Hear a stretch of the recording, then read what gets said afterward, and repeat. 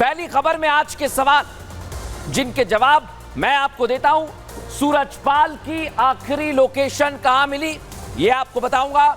इसके बाद पाखंडी की स्पेशल चाय में कौन सी घुट्टी है यह भी आपको बताऊंगा। और आखिर में बताऊंगा क्या नारायण साकार हरि को बचाना चाहते हैं राहुल गांधी।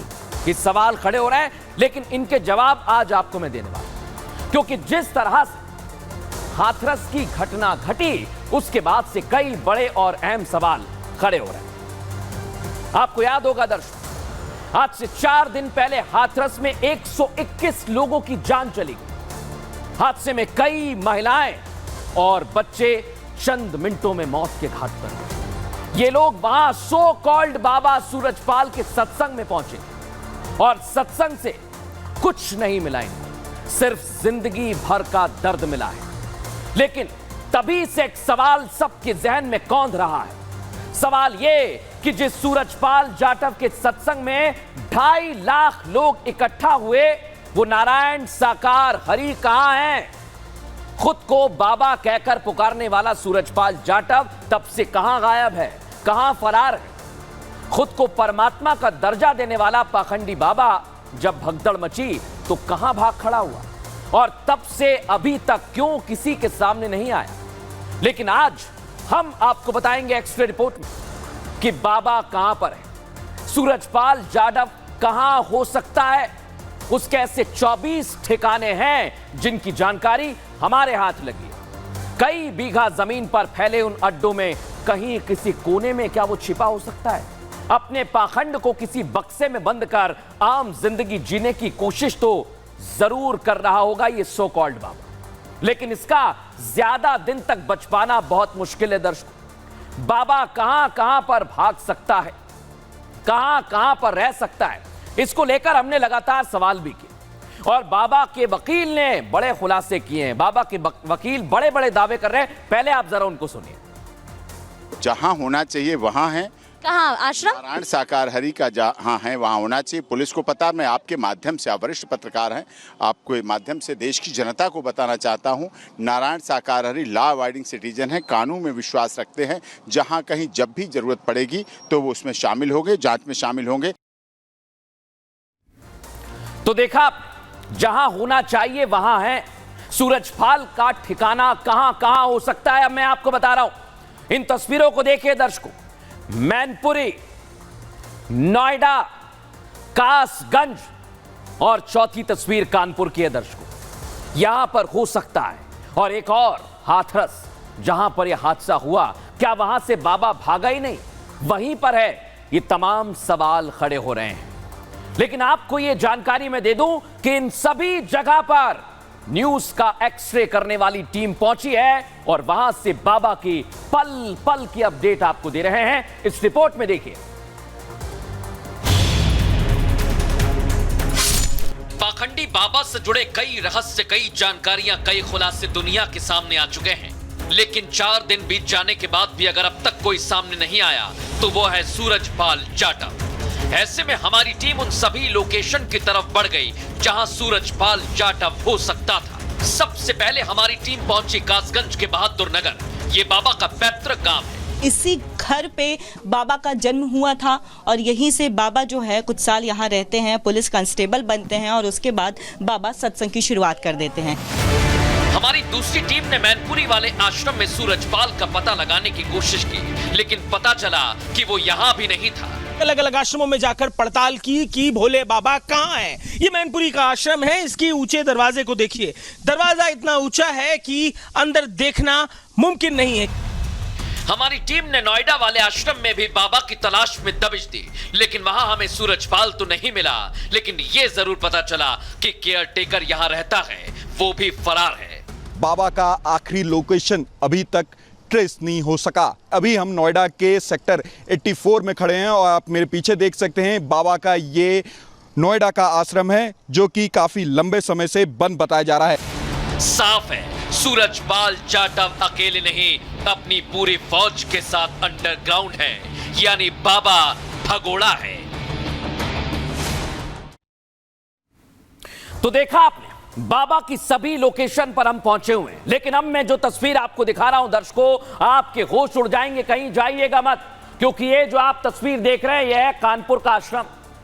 सत्संग में हुई मौत के बाद सूरजपाल के आश्रमों पर पुलिस लगातार पहुंच रही है, पूछताछ कर रही है, और इसी कड़ी में रिपब्लिक भारत की टीम पाखंडी बाबा के साम्राज्य की पड़ताल कर रही है। कानपुर पहुंच गई हमारी टीम, और सूरजपाल का यह आश्रम कानपुर के बिधनू के कसूई गांव के किनारे मौजूद है। यह आश्रम कानपुर शहर से लगभग 25 किलोमीटर दूर 5 से 6 बीघे की जमीन पर बना हुआ है, और इस आश्रम के गेट पर ही ये आप देख रहे हैं सोने के रंग के 5 बड़े बड़े गुंबद बनाए गए।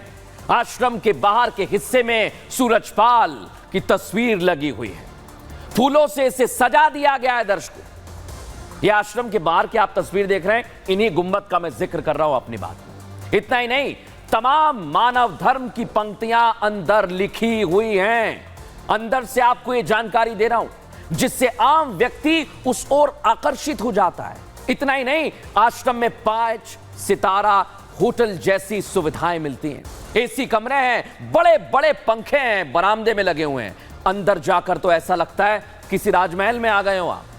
अंदर आलीशान सत्संग भवन बना है। सत्संग भवन के ठीक सामने आप देखिए आलीशान सिंहासन बना हुआ है सफेद रंग का, इसी का जिक्र कर रहा हूं मैं, और उसके ठीक बगल में वो झूला जो आपको दिखाई दे रहा है। लेकिन हमारी टीम पहुंची है उसके अंदर, और आश्रम में हमारे सहयोगी भी देखकर हैरान रह गए। हमारे सहयोगी गौरव की ये रिपोर्ट देखिए जरा आश्रम के अंदर से।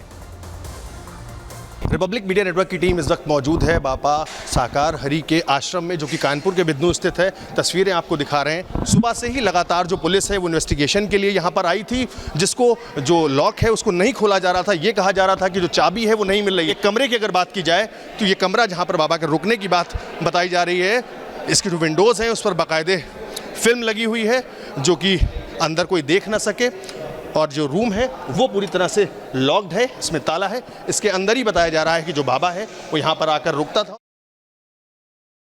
तो देखा आपने, कमरे बंद हैं, वहां कोई नहीं है, लेकिन व्यवस्थाएं आलीशान हैं। इससे ये बात पुख्ता होती है क्या बाबा का कनेक्शन अभी कानपुर में भी है। अब मेरे सामने 2 केस आए और हमारी टीम ने पूरी स्टडी के बाद केस तैयार किए हैं। क्या है ये केस, समझ लेते हैं। केस 1 क्या कहता है? भक्त कहते हैं कि बाबा 1 रुपये भी दान नहीं लेते, लेकिन मैं आपको बता रहा हूं अपने नाम से दान ना लेकर ट्रस्ट के नाम पर दान लेता था सूरजपाल। सूरजपाल ने खुद के नाम कोई संपत्ति नहीं खरीदी।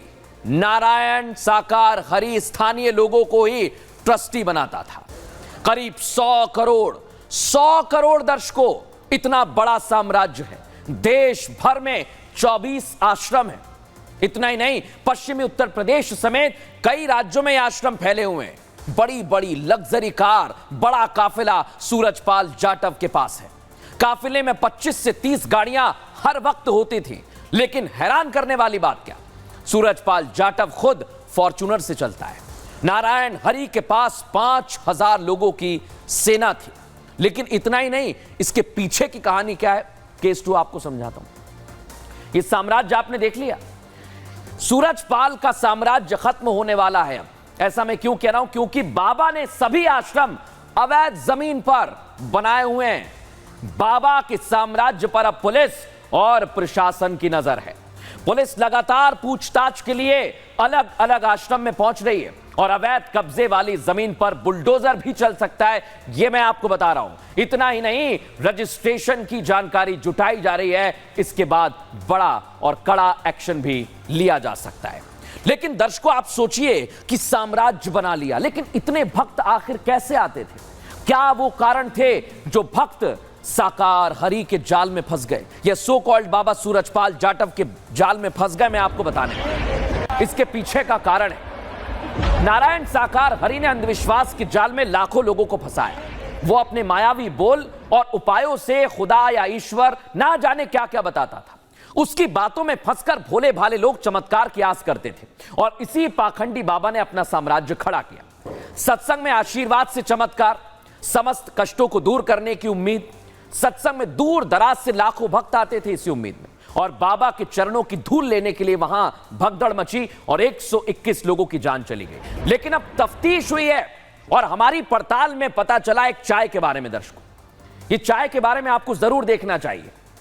रिपब्लिक भारत के कैमरे पर, हमारे कैमरे पर, सूरजपाल जाटव की एक भक्त ने बताया कि पाखंडी बाबा की बिना दूध वाली चाय बड़ी चमत्कारी है। आप देखिए जरा, इसकी एक घूंट पीने भर से सारे दुख दूर हो जाते हैं, दावे किए जा रहे हैं। सोचिए आप, यही नहीं, बड़ी से बड़ी बीमारी का इलाज ये चाय करती है। चाय में छिपे होने का दावा किया जा रहा है और सूरजपाल के भक्त ने बताया कि बीपी, शुगर, थायराइड, किडनी, पेट से संबंधित बीमारी भी ये चाय दूर कर देती है।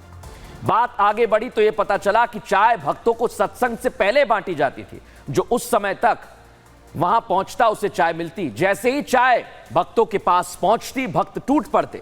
और यह केवल चमत्कारी चाय नहीं थी, कई लोग तो इसी चाय को पीने के लिए यहां पर आते थे और कहते थे कि हम बड़े भाग्यशाली हैं। लेकिन चौंकाने वाली बात यह सामने आई कि भक्तों को यह चाय पीने के लिए सूरजपाल चमत्कारी दिखता था चाय पीने के बाद। और भी बहुत सारी बातें कही गई हैं, सुनिए जरा, आपके होश उड़ जाएंगे जिस तरह से ये बातें कही जा रही हैं कि चाय हर मर्ज की दवा है। सुनिए जरा। बाबा के मामले में एक इंपॉर्टेंट जिक्र चाय का आ रहा है कि जब कोई कार्यक्रम होता है तो लोगों को चाय पीने के लिए दिया जाता है। हमारे संग एक माताजी मौजूद है, वो बता रही है चाय पीने के बाद बड़ा अच्छा लगता है।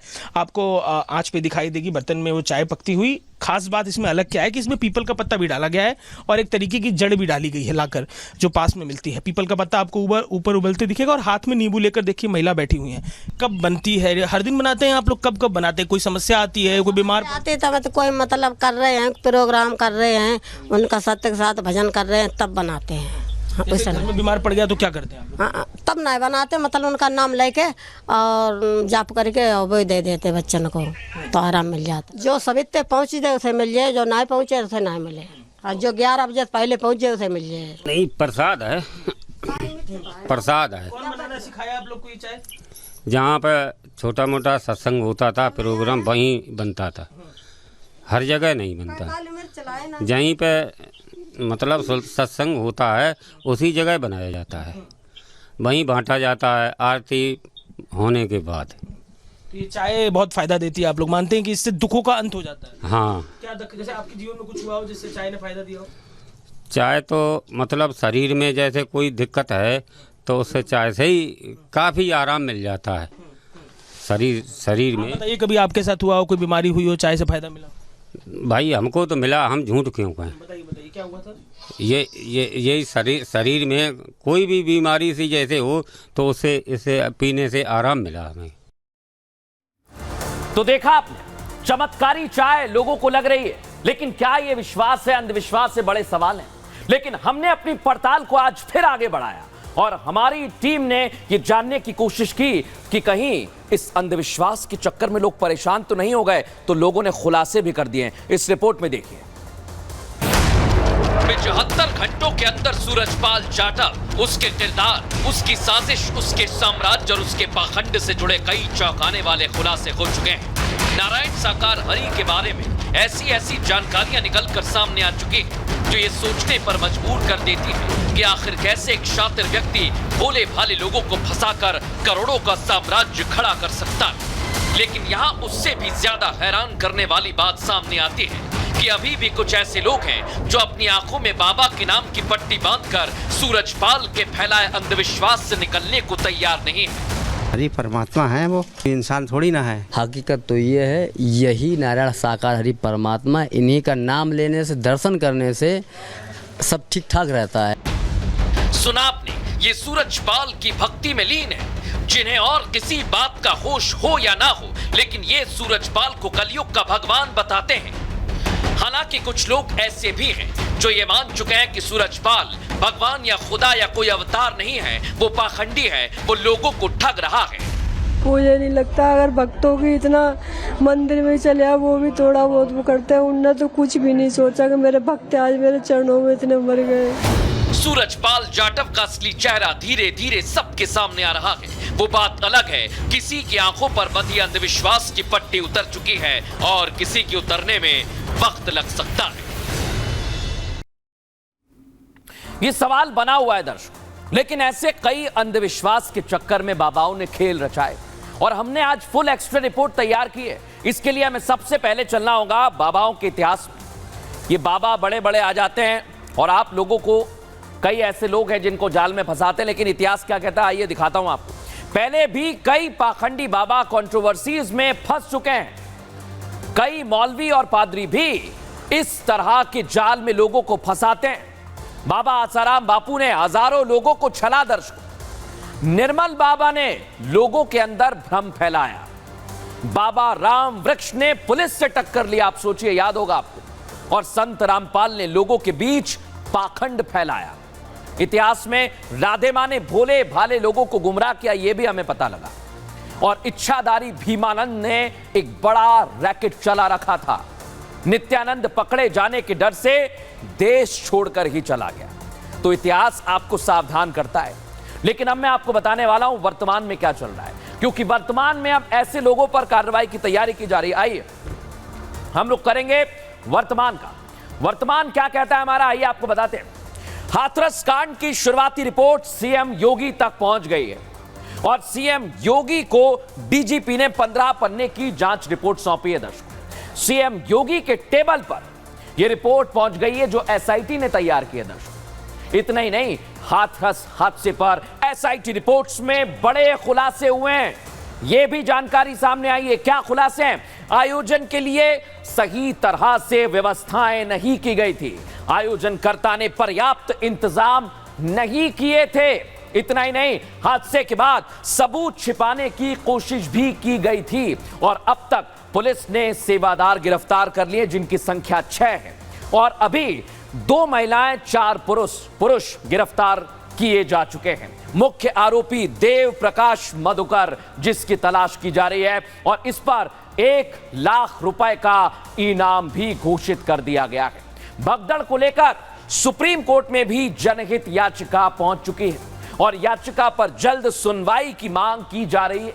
यह हमारा वर्तमान कह रहा है कि हादसे के गुनहगारों पर जल्द से जल्द कार्रवाई हो, यह मांग भी अब तेज होने लगी है। यह तो आपने वर्तमान देख लिया दर्शकों, लेकिन अब भविष्य बहुत कुछ कहता है, आपको सावधान करने वाला होता है। जानते हैं क्या कह रहा है आज का भविष्य? हम इस समय आ गए आपके लिए। क्या कहता है? पाखंडी बाबाओं पर अब जल्द शिकंजा कसने की तैयारी है। अंधविश्वास पर लगाम लगाने की कोशिश होगी दर्शकों, और भक्तों को जागरूक करने के लिए कई सारे कार्यक्रम भी किए जाएंगे। ऐसे कार्यक्रमों की सुरक्षा को और ज्यादा बढ़ाया जा सकता है। इतना ही नहीं, पुलिस ऐसे कार्यक्रम की निगरानी अब बढ़ाएगी। इस तरह के हादसे ना हो, इसका ख्याल रखा जाएगा।